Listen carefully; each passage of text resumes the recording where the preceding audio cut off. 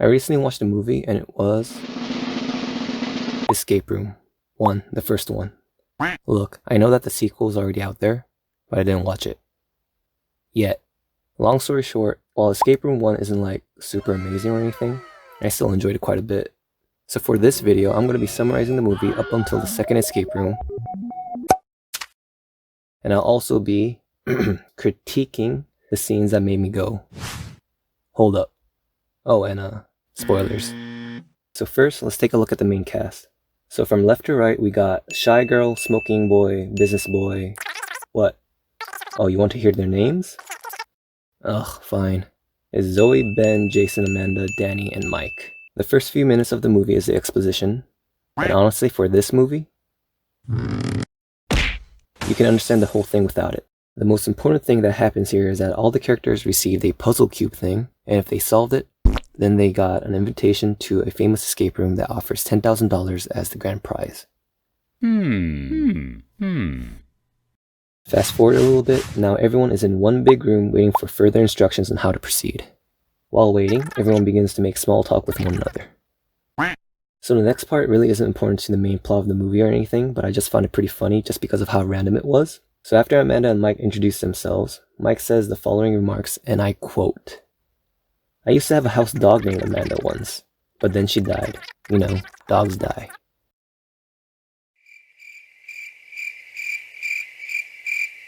While the group continues chatting away, Ben decides to go for a quick smoke break, but as he tries to open the door handle gets pulled out. And with that, the escape room has officially begun. The group finds some clues and try a few solutions that they think is correct. Yeah, it's not going so well. Then these big superheaters start appearing out of the walls and ceiling, and naturally everyone starts to get a bit anxious about the sudden situation. Except Danny, who still thinks everything's part of the game. What's wrong with you? The room just keeps getting hotter and hotter, but eventually Zoe figures out that the coasters on the table were actually pressure plates that open up a secret vent. See ya. So yeah, they have to keep pressing on those coasters. And by having one person press on 2 coasters, Jason makes it out first, followed by Mike, and then Amanda. And after Amanda gets through, Ben makes a very good point and says that they're running out of hands. Hey, don't look at me, I'm not actually part of this movie.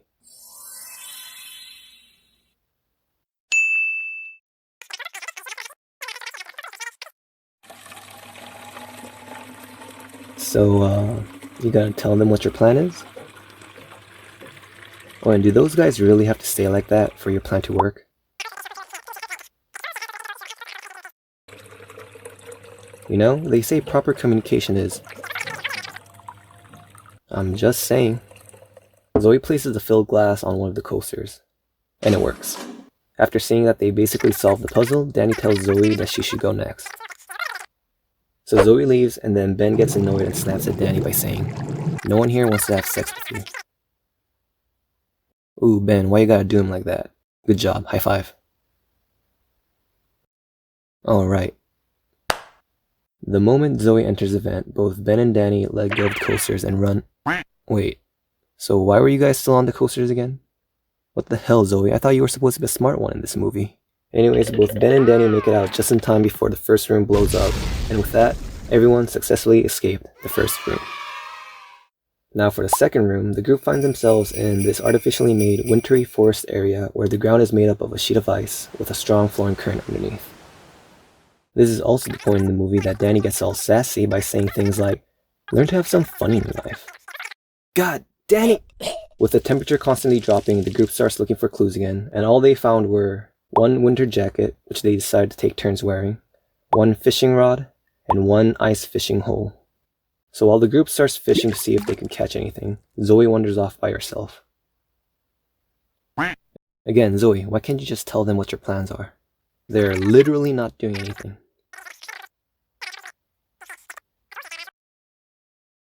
You're gonna be like this throughout the entire movie, aren't you? In the end, Zoe finds this magnet thing. I'm actually not sure what it is, but I'm gonna call it magnet anyway.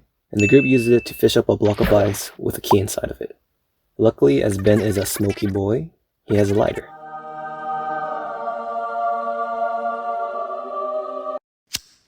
So Ben tosses the lighter over and Danny goes over to pick it up.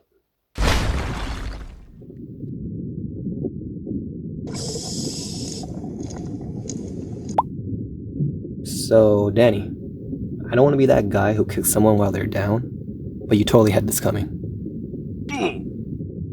With no lighter to help melt the ice faster, the group resorts to only using their body heat. After a while, the group almost gets the key out, but Mike, who was hugging the ice block with the winter jacket, passes out from the cold. And while the others check up on Mike, Jason manages to get the key out and immediately goes to the locked door that they found while clue hunting.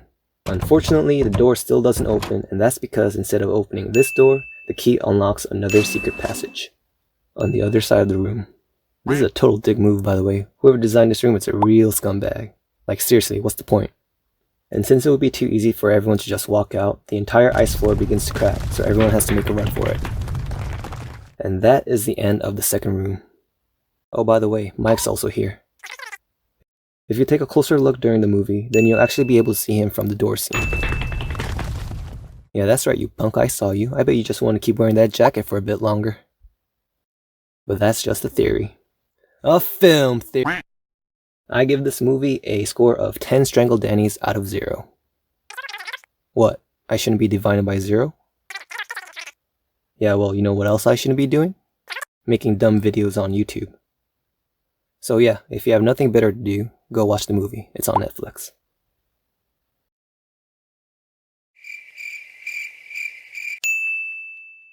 Wait, did you just call her a bitch?